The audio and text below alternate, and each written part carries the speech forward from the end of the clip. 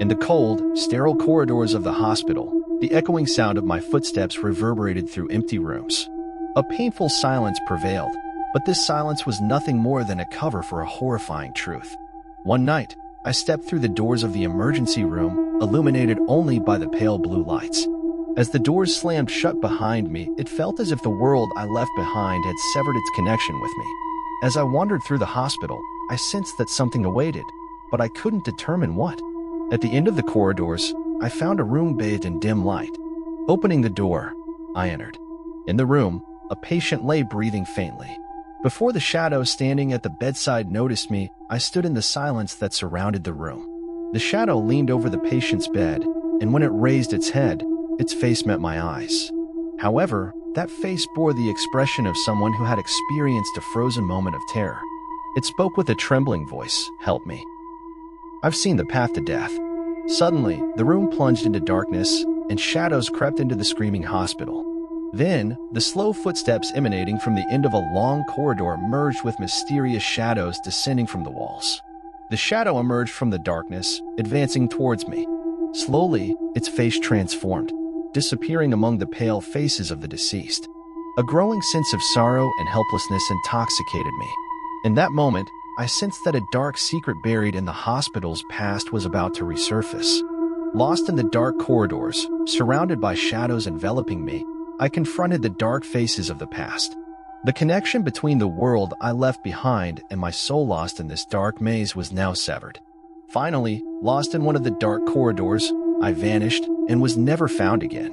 The silence of the hospital continued to conceal the terrifying truths within, leaving me as a soul lost in an infinite darkness. 2 story. I was lost in the forest. The darkness of the night intensified the shadows of the trees around my eyes. My phone had run out of charge, leaving me alone in the desolate woods. I took each step cautiously, but emptiness surrounded me in every direction. Eventually, I came across a cave. My frightened heart couldn't prevent me from stepping inside. Inside the cave, an eerie silence hung in the air. The walls felt like they were molded by my warm breath. As my eyes adjusted, a light sparkled in the depths of the cave. Excitedly, I moved towards the light.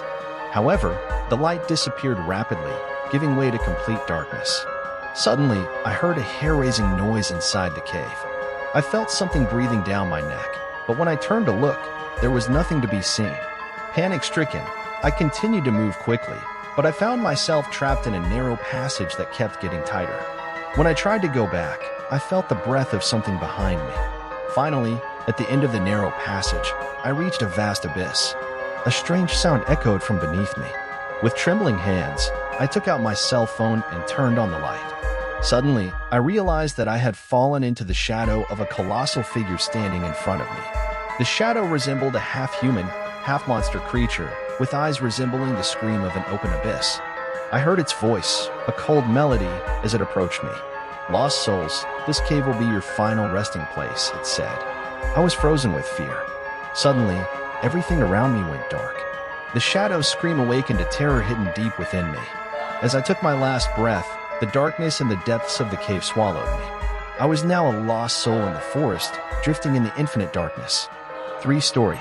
It couldn't be anything else. In that moment, he felt alone and helpless. The night wrapped around him like a silent, dark shroud. Streetlights cast flickering lights, illuminating the corners of the town. However, this dark cloak was just the beginning for him. As he walked home after a tiring day, he felt an odd sensation. He quickened his pace, but the footsteps seemed to catch up behind him. His eyes scanned the surroundings, but everything appeared normal. Yet, the feeling persisted, settling on his shoulders like a tightening pressure.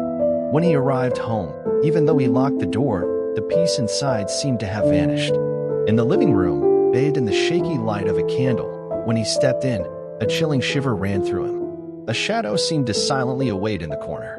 Suddenly, with a cold wind filling the room, the candle extinguished. A dark silence enveloped the room. Then, he heard a breath, but it wasn't his. As the room darkened, a strange breath, a sound that intoxicated his soul, filled the room. He felt his heart racing, but he couldn't see anything around him. As he groped around with his hands, he realized something was approaching him.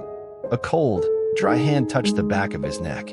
He trembled, tried to scream, but his voice felt stuck in his throat. In that moment, the room overflowed with moans, whispers, and strange noises.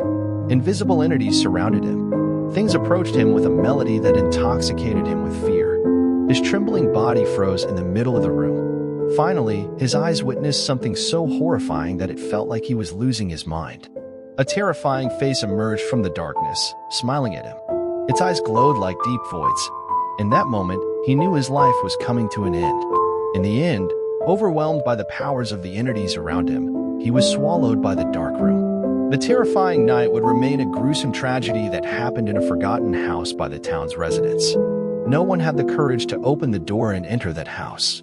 But every night, with the chilling wind, strange moans from that house could be heard.